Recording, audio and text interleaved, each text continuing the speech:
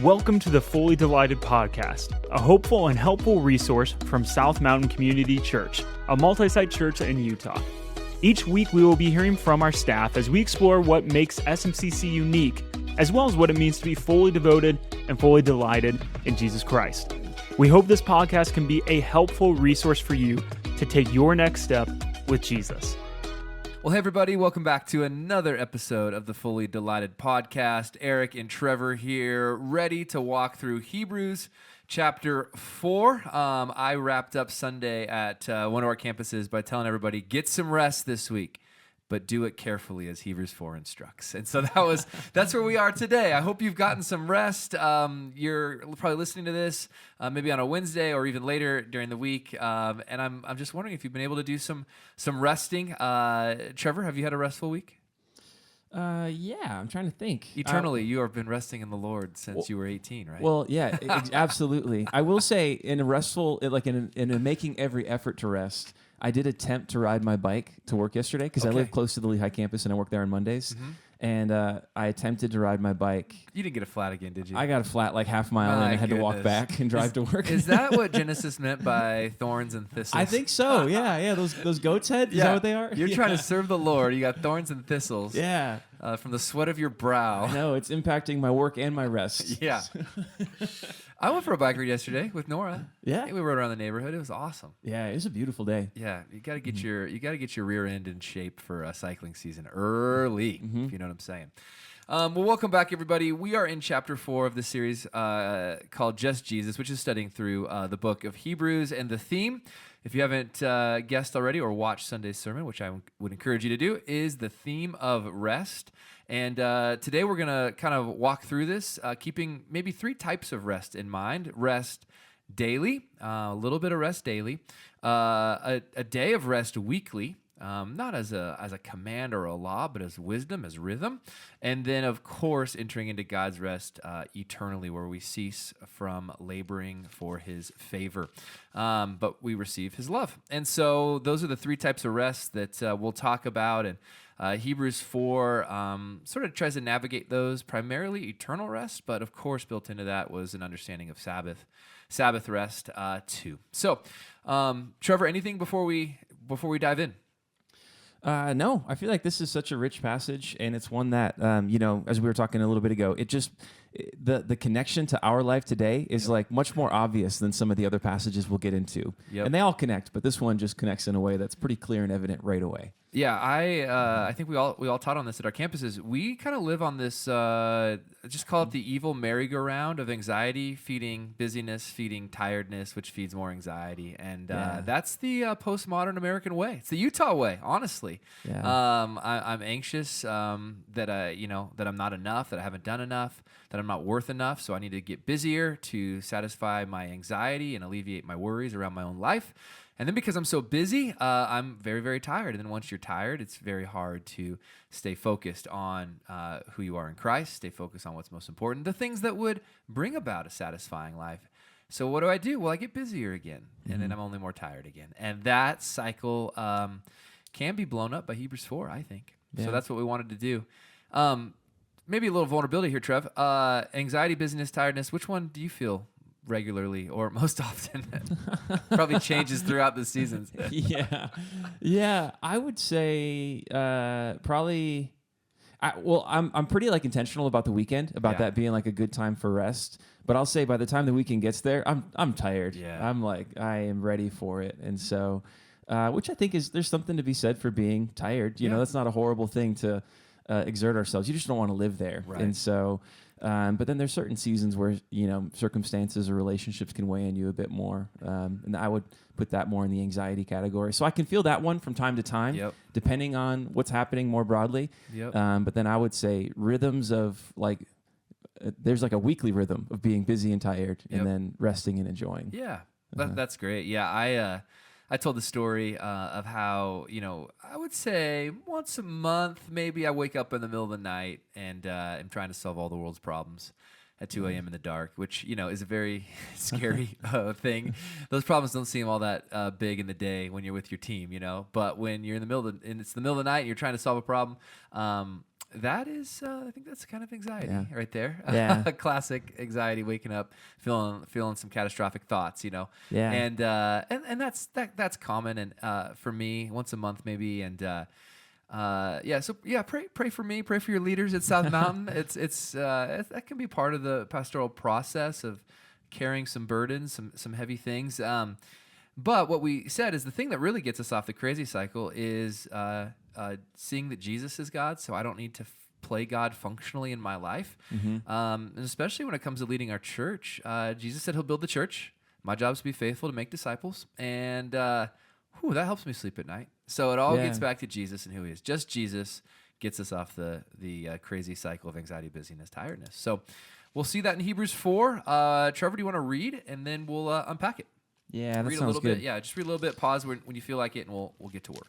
All right, Hebrews chapter 4, picking it up at verse 1. Therefore, since the promise of entering his rest still stands, let us be careful that none of you be found to have fallen short of it. For we also have had the good news proclaimed to us, just as they did, but the message they heard was of no value to them, because they did not share the faith of those who obeyed. Do you want me to keep going a little bit? Well, let's just pause there. There's some interesting things going on here. It's funny that to live a life that's restful, we must be careful. I thought about using the word as I was kind of drawing out some timeless truth for our church as I was writing this, like intentional. But I looked at the Greek word for careful. It's where we get our word phobia. It's where we get our word fear. What it's kind of saying is you should be afraid of coming up short of God's rest.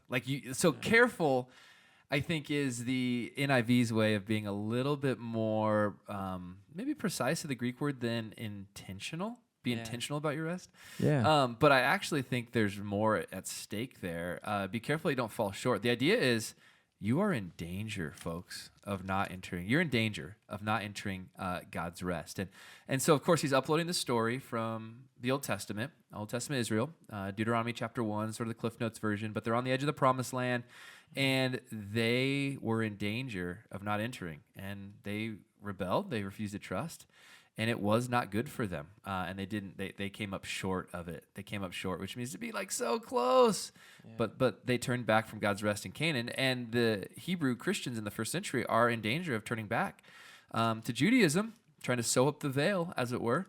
And by doing that, they too would have come up short, and they were in danger of that. And I think that's a good way to talk about this verse. Yeah. You know what's interesting is that that's getting into the rest of eternity, right? And I think that's the most direct meaning of it. But you could also draw maybe like an offshoot of this that's getting into how a person can trust Jesus intellectually, but functionally the way they live their life is basically sidestepping, the invitation to rest. And it's like, maybe you're good with Jesus for all of eternity because you've trusted in him there with that. But when it comes to the actual lived experience of your life, you're essentially like going decades living in exhaustion and anxiety. When I overbook myself, I actually get angry. I get mad about it. And so you're like living in the midst of all of those different emotions. And at the end of the day, there's not really anyone to blame but you. Yeah. Man, so let's unpack that a little more. Why would someone functionally not be resting? And how would you even describe resting? I mean, is it...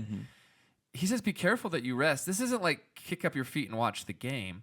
It's a resting that alleviates. We gave this list on Sunday, this list of all the ways that, what produces anxiety, what produces tiredness, FOMO, trying to justify your own life, walking away from a sovereign God, a belief in a sovereign God in your worldview. All of that functionally means you have to hold it all together. You have to dole out justice. You have to dole out salvation. You have to have this endless amount of love.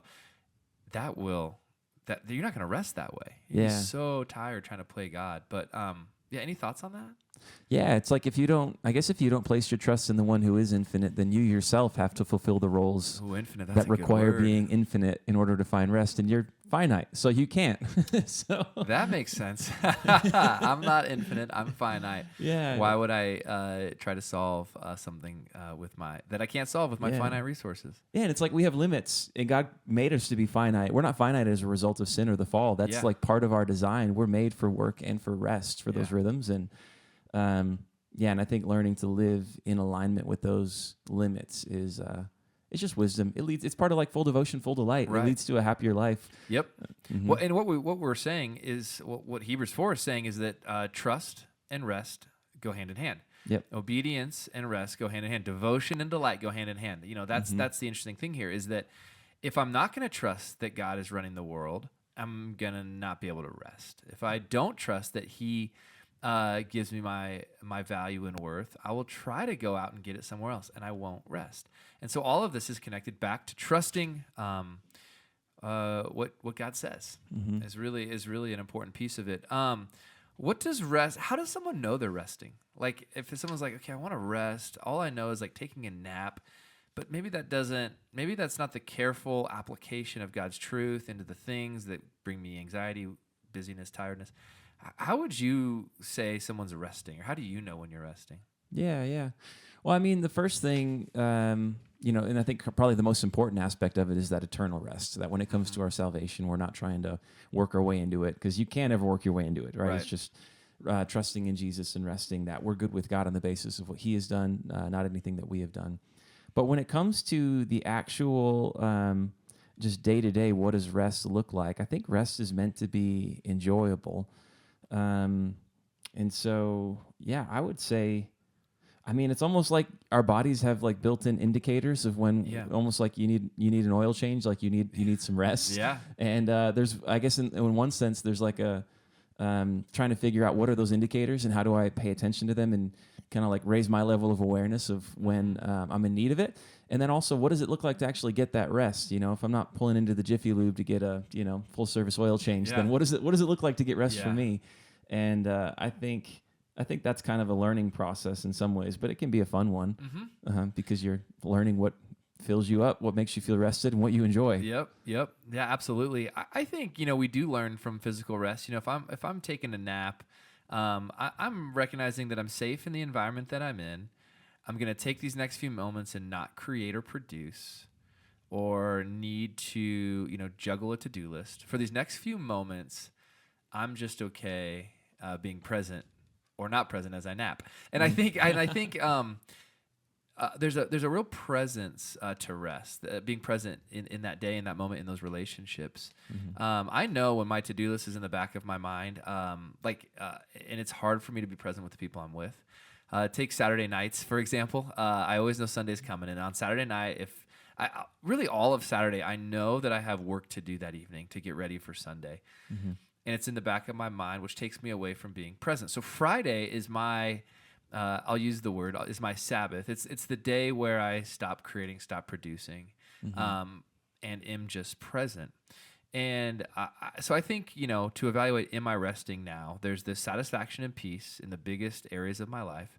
But also for the day that I'm resting, there's a focused approach to being present. And then for the moments each day where I remind myself of eternal rest, call it quiet time, whatever you want to call it, prayer time, I'm still experiencing those things too. So, I think rest is I can take a breath. I know I'm safe. I'm not trying to produce. I'm not trying to accomplish. I'm present with the Lord. I'm present with the people around me. Those are all pretty good signs of resting that's going on. Because in those moments where I use 4 Ps in my message at Draper, in those moments where I pause, where I reflect on a passage, when I pray and I remind myself of purpose, what's most important, in those moments, I'm taking the truth of Jesus and I'm applying it into my fears about my career. I'm applying it into my stresses of who needs what from me. I'm applying it into my worries and what ifs. And so that is how I am carefully resting. Pay careful attention so you don't fall short, meaning I'm careful to create time and space and bring truth to mind so that those areas that can run wild, that create anxiety, busyness, tiredness, are addressed.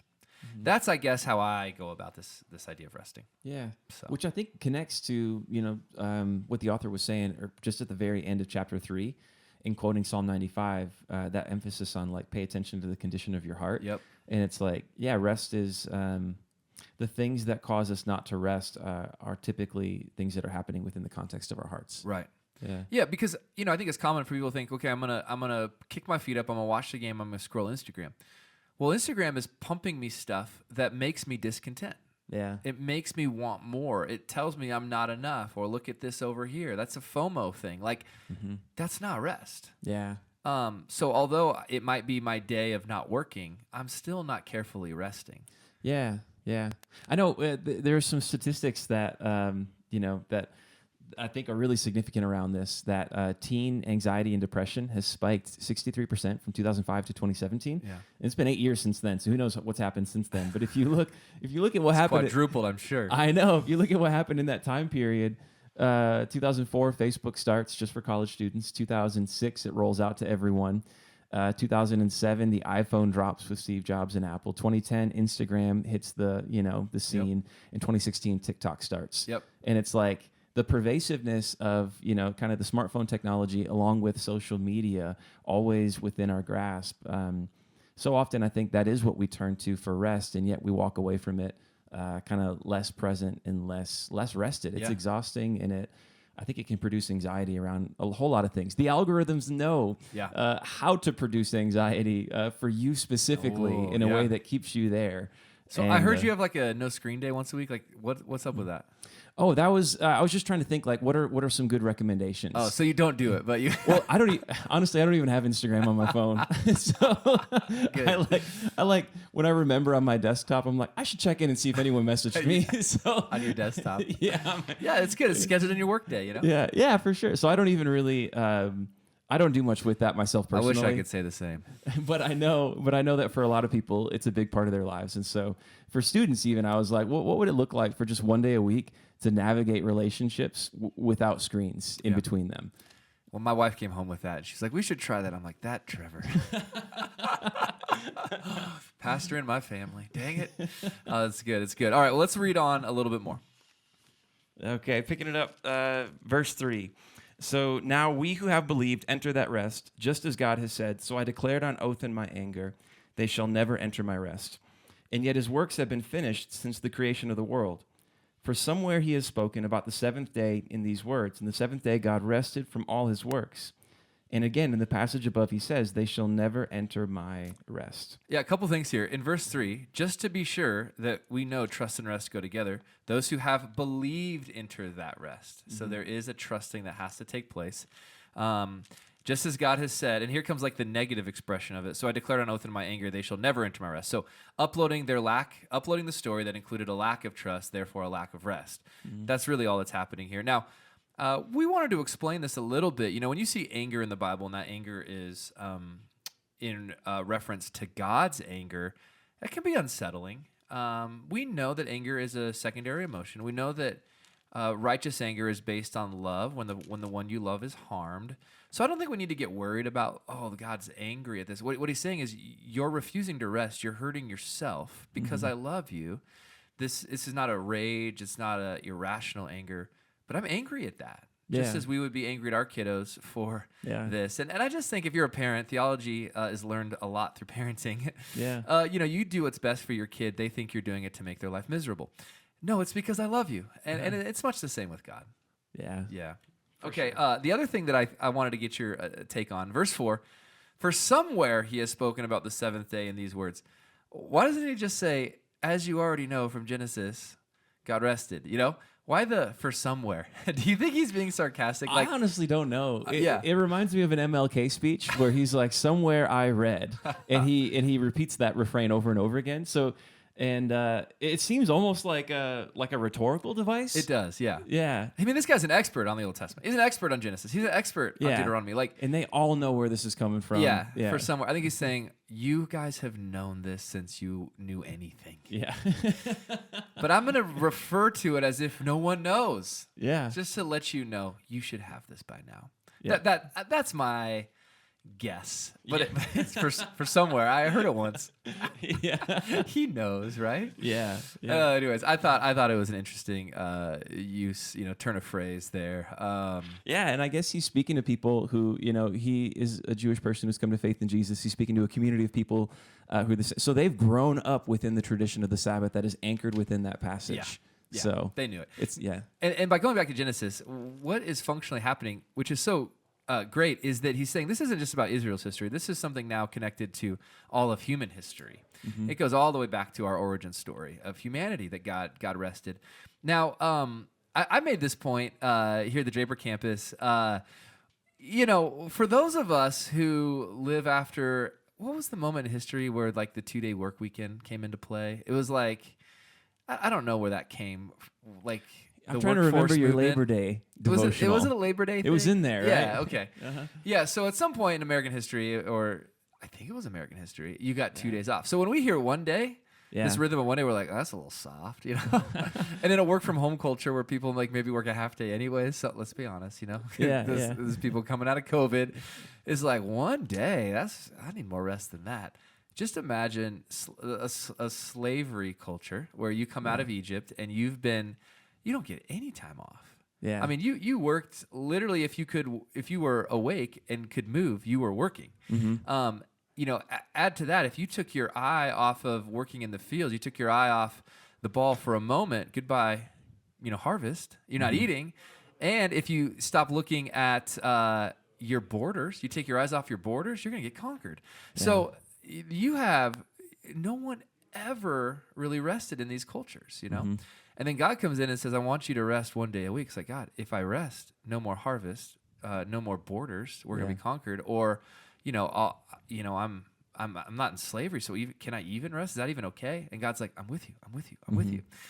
It was so radical, this idea of rest, that I don't even think we can fathom it, honestly, like how powerful it would have been. Yeah. I mean, there's a couple of accounts where in the book of Exodus, when God takes them out of slavery, across the Red Sea or the Reed Sea, before they get to Mount Sinai, there's a couple of little things around the Sabbath where he's basically trying to teach them how to rest, because they're in the wilderness, right? They're in the desert. There's no food there. So their provision is this like bread that falls from the sky every morning, and that's how they eat, and they have to go out and gather it.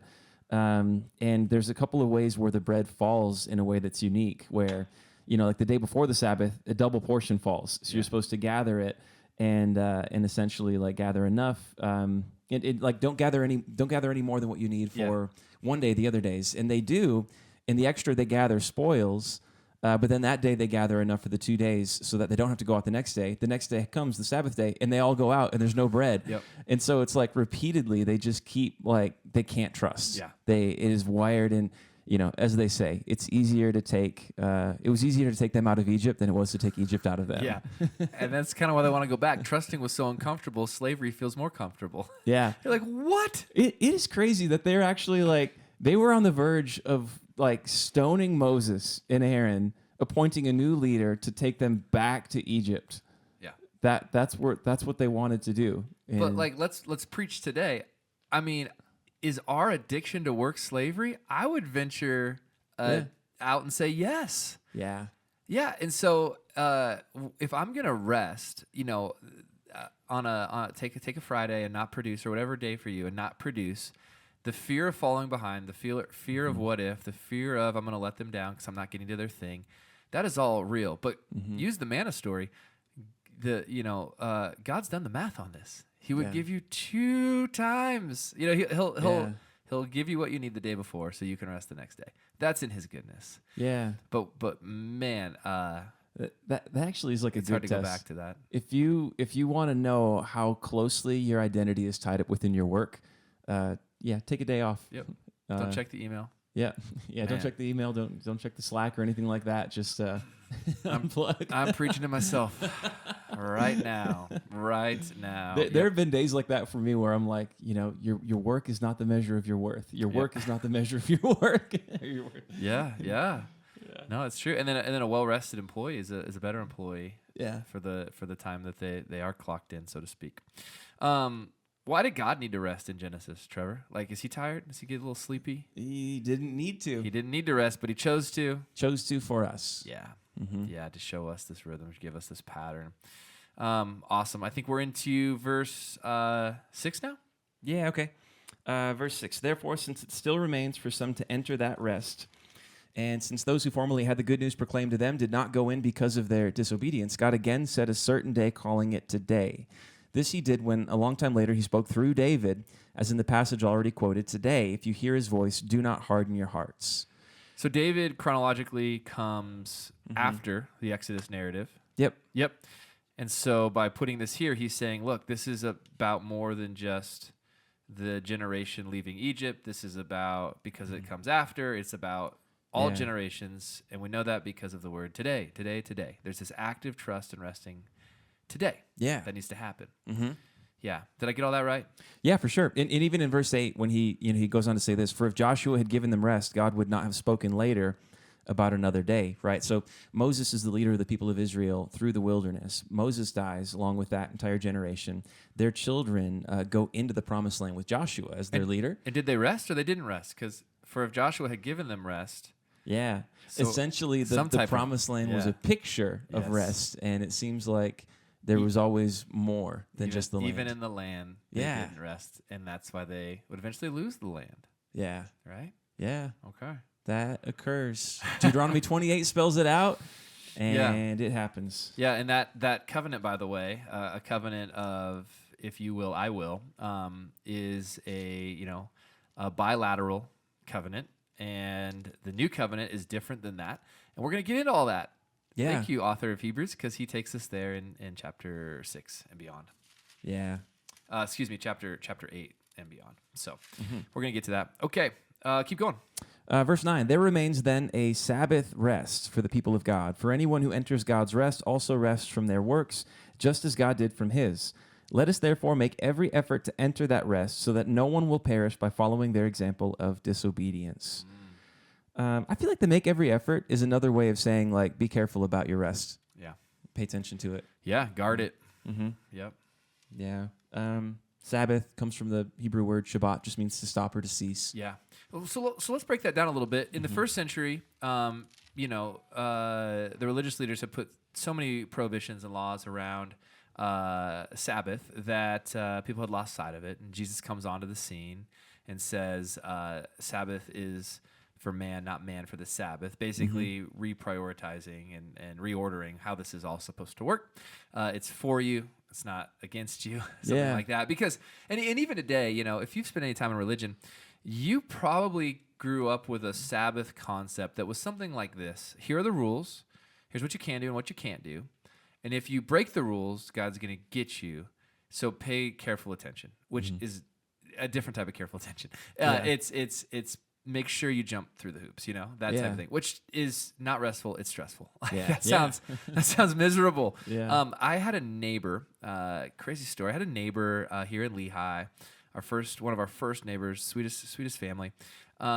She was talking about what she could and couldn't do on the Sabbath. She's like, Sabbath's coming. It was Saturday, I think. She said, I gotta get my shopping done. I gotta do all this so that I can rest. I'm like, yeah, I get that. I said, can I ask you a question? If you broke those rules that you've been given on the Sabbath, and then you got into a car crash at a stoplight on the Sabbath, how would you interpret that?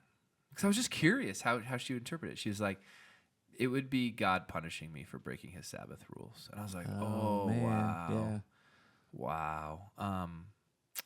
I think what we have going on there in a situation like that, well, I think there's a couple of things going on. A misunderstanding of the Sabbath, but also a misunderstanding of the covenants. The Mosaic covenant is I will if you will, blessings if you do, curses if you don't. Yep. Is not the new covenant in Christ, and so that's a massive distinction. Yeah, and so the way you approach the Sabbath within the new covenant is different. And I would say the main two categories I would approach it in, within a relationship with Jesus is like gift and, gift and I'm trying to remember what the other word was. Did we use it in the message? I don't know. I don't think so. I would say it's a gift and it's kind of hardwired into our wisdom. Yeah. Gift and wisdom. Yeah, because it's just living in alignment with reality. Yeah. Right. Like if I live in alignment with gravity, that's going to go better for me. Yeah. It will. And I think now that we've kind of cracked open the door into understanding covenants, when people mix and match covenants, it's harmful. It's actually poisonous. I'm toying with this idea for that message around chapter 8 of when you eat food past the expiration date, it can be bad for you.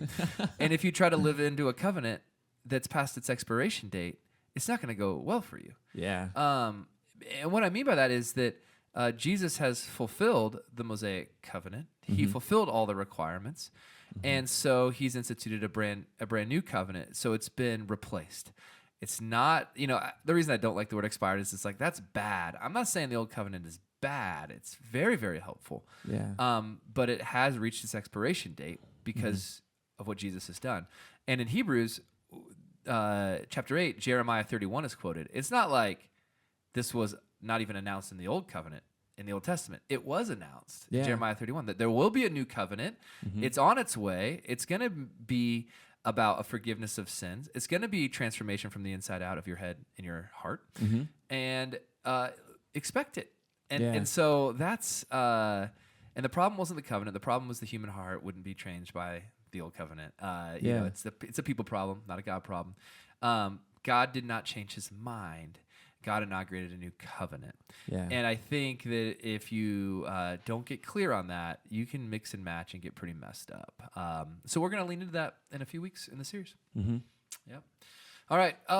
Trevor, what about verse 12? This is often lifted and used, in rightfully so, in conversations around biblical inspiration, the inerrancy of the Bible. Why don't you read it and break it down for us? For sure.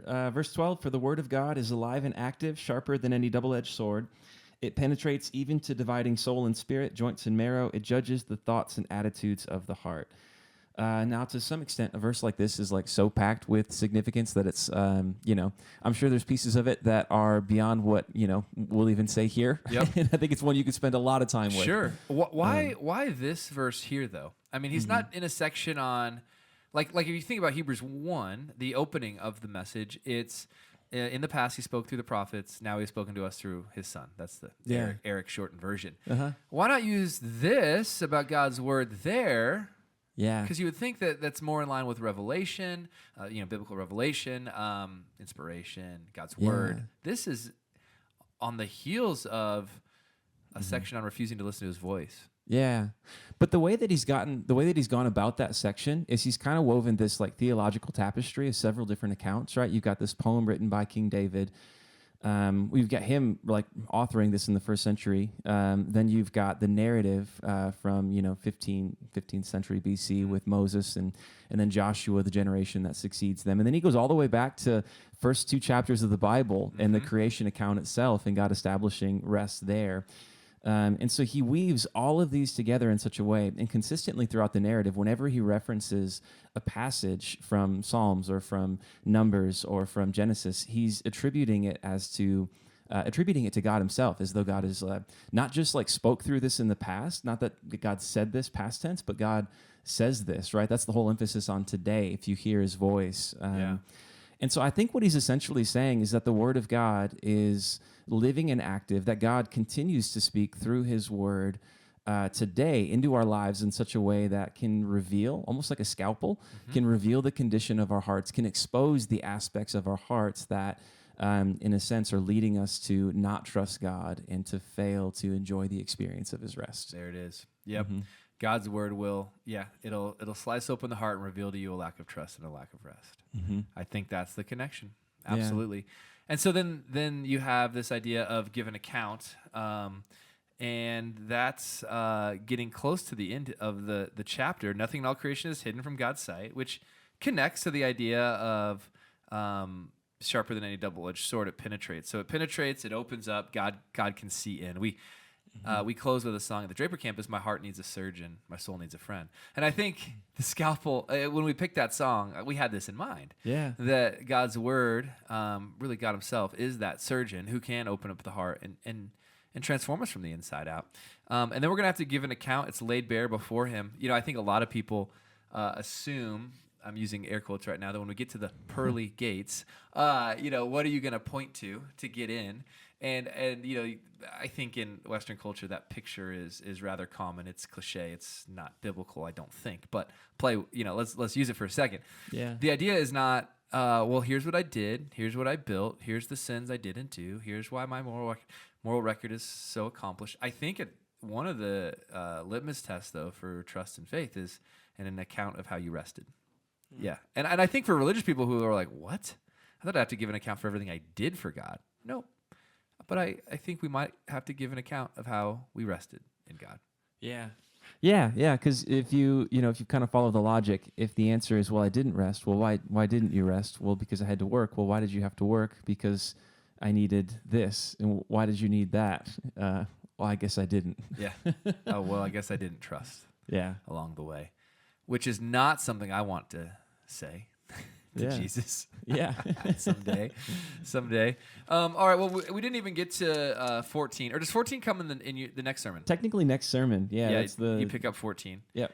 Yeah, weird chapter break or weird spot to leave it in chapter 4. I guess I would say. Yeah. Do you want to read it for us though, and then we'll kind of set us up for next time? Yeah. Therefore, since we have a great high priest who has ascended into heaven, Jesus, the Son of God, let us hold firmly to the faith we profess. Mm-hmm. Awesome. And so we will talk about Jesus as our high priest and what type of high priest he is. And just as you would evaluate your dentist, your doctor, your mechanic, you should evaluate the one you see as your spiritual leader, often called a priest. That's right. And in a Western world, it's like, I don't need a priest. I just piece meal together my own spiritual life. Well, then you're your own priest. Yeah. But you can't be your own dentist. So No, how's that working for you? Or surgeon, or lawyer. You're gonna represent yourself before the Lord. Yeah. Good luck with that. That's all I gotta say. Yeah. And I think that is, in the first century, good luck with that was good luck going back to Moses. Good luck going back to the old covenant. For us today, it's good luck going through it as your own representative, your own advocate, your own priest. So that's where we're headed next. I hope everybody gets a little rest this week, carefully, intentionally. I did a little bit around the 12 minutes being what science seems to say is an amount of time that actually affects the brain in powerful ways. And so I set my 12-minute timer at 5:45 this morning and prayed for 12 minutes, and it was a nice morning. So, all right, we hope this is helpful, everybody, as you take your next step to rest eternally, weekly, and daily. We'll see you next time on the Fully Delighted podcast. Thanks again for joining us for the Fully Delighted podcast. If you enjoyed this hopeful and helpful resource, we'd love to have you leave us a review or share an episode with a friend. For more information about SMCC, please visit us at our website at smccutah.org. Thank you for trusting us with your time, and we look forward to having you back again soon.